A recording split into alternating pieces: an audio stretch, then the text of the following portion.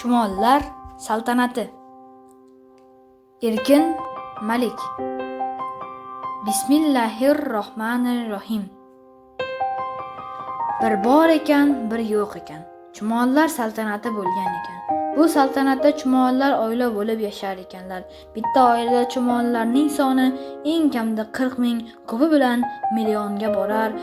Ularni ona chumollar boshqarar ekan. Ota chumollar ko'payish paytidagina bir muddat paydo bo'lib, nasl qoldirar, keyin hayot bilan vidolashar ekanlar. Chumollar bola tarbiyasiga nihoyatda e'tiborli ekan. Ular hayotda 1 yil maza qilib yashayman desang, dehqonchilik qil. 10 yil maza qilish uchun bog'bonchilik qil. 100 yil va undan ham ko'proq maza qilib yashayman desang, bolalar tarbiyasi bilan mashg'ul bo'l degan shiorga amal qilishar ekan.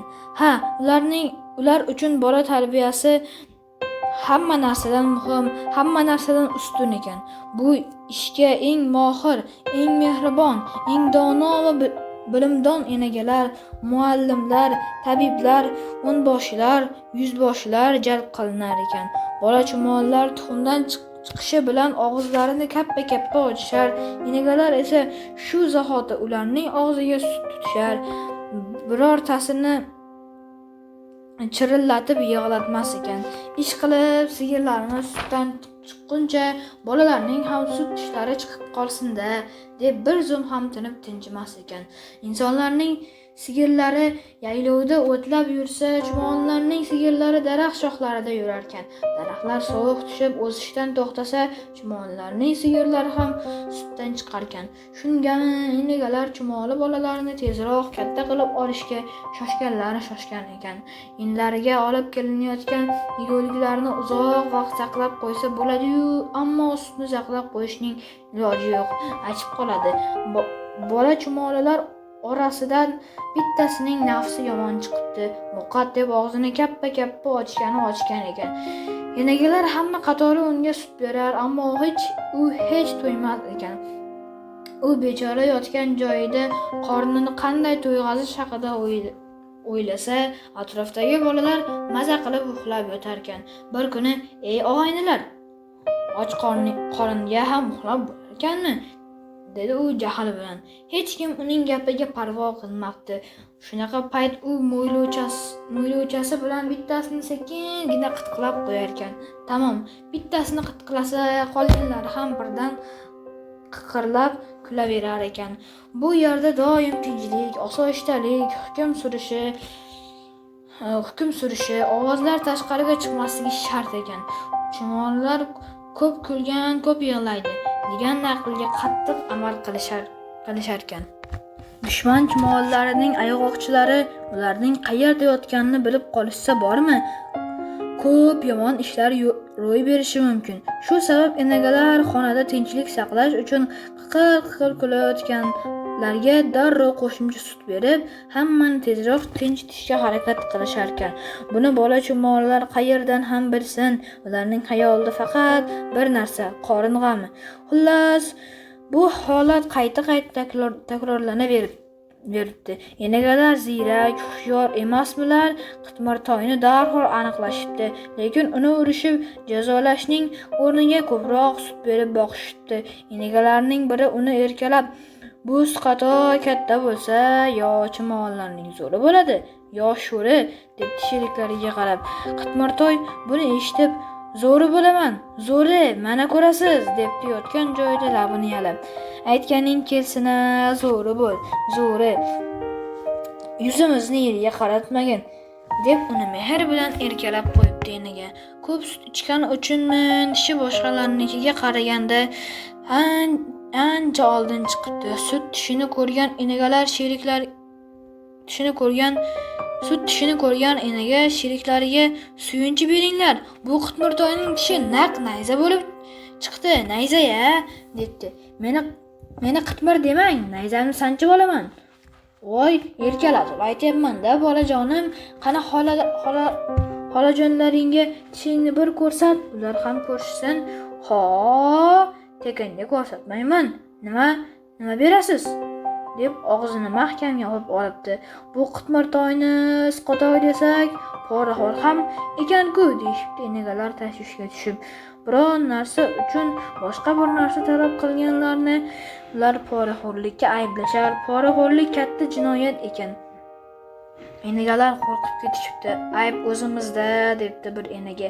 Biz bilmay ochofat, poraxo'r ish qilib shunga o'xshagan sigirning sutini ichirib qo'ydik. Ayb qitmirtoyda emas, o'zimizda.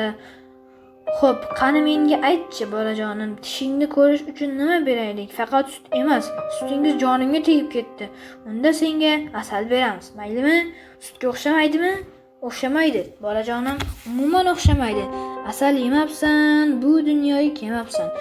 U chumollarning joni dili-ku, qani og'zingni ochchi, deb enaga uning og'ziga bir tomchi asal tomizibdi.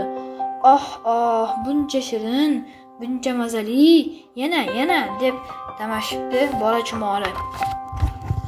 Asal bahonasida enagalar uning tishini ko'rib muhokamaga berilishibdi. Men qaychi tishlini ko'rgandim. Men arra tishlini, men bolta tishlini, men to'qmoq tishlini, men ombur tishlini, qilich tishli ham bor. Buning ismi nayza tish bo'ladi. Ha, shunday deb yo'qlama daftariga yozib qo'yamiz. Odatda chumollarning ismi sut tishiga qarab nomlanar ekan. Keyinchalik kasbi shunga qarab tanlanar ekan. Qaychi tishlar barg kesish bilan, ombur tishlar don tashish bilan, arra tishlar arrakashlik bilan, tishi yo'qlar esa gul shirasini so'rish va sigirlarni emib sut tashish bilan mashg'ul bo'lar ekan. Nayza tish nima qiladi? U yog'i bir gap bo'lar. Muhimi nafs balosi boshiga yetmasa bo'ldi. Tishib chiqqan chumollar darrov tarbiyachilar qo'liga topshirilar ekan. Nayza tishning taqdiri ham shunday bo'libdi. Uning nafsi yomon bo'lgani bilan boshqalarga qaraganda juda qiziquvchan, tirishqoq chiqib qolibdi. Hozirdan aqli yetsa yetmasa chor-atrofdagi narsadan tezroq bilgisi kelar ekan. Tarbiyachi uni kun bo'yi chumollar saltanati bilan tanishtirar ekan. Chumollarning bir guruhi tozalikka, boshqasi omborxonalarni qo'riqlashga, yana biri esa bemorlarni davolashga mas'ul ekan. Saltanatda shunday maydonlar bor ekanki, qish kunlari u yerlarda chumollarning qo'ylari, sigirlari boqilar ekan. Lekin chumollarning sigirlari qanaqa bo'ladi? Qo'ylari-chi? Bularning bari nayza tish uchun hozircha jumboq ekan. Endi uzun yo'laklar ham bor ekanki, ular daraxt ildizlariga borib taqalar ekan. Bu yo'laklar daraxtlar bilan oldindan kelishuv bo'yicha qazilgan ekan. Chumolilar qazigan yo'laklar ildizlarga havo yetkazib bergani uchun daraxtlarning o'pkasi kasallanmay baquvvat bo'lib o'sar ekan. Buning evaziga ildizlar qish bo'yi chumolilarni suv bilan ta'minlab, yozda esa tepa shoxlari chumollarning sigirlarini boqib berar ekan. Daraxtlar bilan chumollar o'rtasida qadim-qadimdan ana shunaqa foydali munosabat o'rnatilgan ekan. Chumollar enida ildizlarga bog'liq bo'lmagan yo'laklar ham bor ekan. Bu yo'laklar yerning nafas olishi uchun qazilar ekan. Axir yer o'z bag'ridan chumollarga joy berganidan keyin chumollar ham shunga yarasha javob qaytarilishlari kerak-da. Ona yerning sog'lom bo'lishi uchun bunday yo'laklar juda muhim. Chumollarning uyalari boloxonalardan iborat ekan. Ular asosan yer yuzasiga yaqin bo'lgan birinchi qavatda yashashar ekan. Qish kunlari yer muzlab sovib ketsa, uyaning ikkinchi issiq qavatiga tushib olishar ekan. Nayza tish in bilan tanishib yurgan payt e'tibor qilsa, hamma g'imirlab ishlab yurganmish. Atrofda bekorchi chumolining o'zi yo'q emish. Chumollar bir tomonga ketib, o'sha yerdan tishlarida don, dud, yana qandaydir yeguliklar olib kelishar, keyin yana orqalariga qaytishar ekan. Xuddi bir-birlari bilan yemish tashish bo'yicha musobaqa o'ynashayotgandek. Nayza tish ichki chumolilarga qo'shilib avval noz ne'matlardan maza qilib yeb olib, keyin ular kabi yegulik tashigisi kelibdi. Ammo tarbiyachisi nimabdi. Shoshma bolam, tashqariga chiqishga hali ulgurasan. Hozircha erta. Nima u tashqari deganingiz? So'rabdi Nayzatish. Shu paytgacha nima yeb, nima ichgan bo'lsang, bari o'sha tashqaridan keladi. Tashqari shunday bir joyki, nozu ne'matlari hech ham tugamaydi. U yerda yo'q narsaning o'zi yo'q. Istagan narsang topiladi. Faqat ularning orasida tishing o'tadiganlari yo o'tmaydiganlari bor. Ko'targanda kuching yetadiganlari va yetmaydiganlari bor. Mening tishim juda ham o'tkir. Mana ko'ring, deb u bitta donni shartta ikkiga bo'lib tashlabdi. Xo'p desangiz, sizni ham bir deganda baland ko'tara olaman, debdi hovliqib. Ha deb kulibdi tarbiyachi. G'ayratingga gap yo'q. Qoyil, lekin bitta meni ko'tarish bilan ish bitmaydi-da. Hali menga o'xshagan 20tasini birdaniga ko'tarishing kerak bo'ladi. Bitta donni ikkiga bo'lish nima bo'pti? Hali millionlab donlarni 2ga, 4ga, 5ga bo'lishingga to'g'ri keladi. Tishingni ehtiyot qil bolajonim, shoshilma. Nayzatish o'ziga o'xshagan 20 ta chumolini birdaniga ko'tarish mumkinmi yo'qligi haqida o'ylab qolibdi-da. Nimaga birdaniga 20 ta chumolni ko'tarishim kerak deb so'rabdi. Har xil vaziyat bo'ladi. Masalan, do'stlaring qiyin ahvolga tushib qolsa, o'z vazninga nisbatan 20 barobar og'ir yukni ko'tarib ularga yordam berish uchun.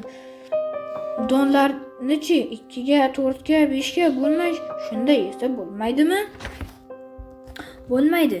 Nimaga bo'lmasligini bilishing uchun hali oldinda ko'p gaplar bor. Aytingda o'sha ko'p gaplarni juda bilgim kelyapti axir. Buning uchun endi maktabga borishing kerak. Nima u maktab? Boshga tuyoq savollaringga javob beradigan joy.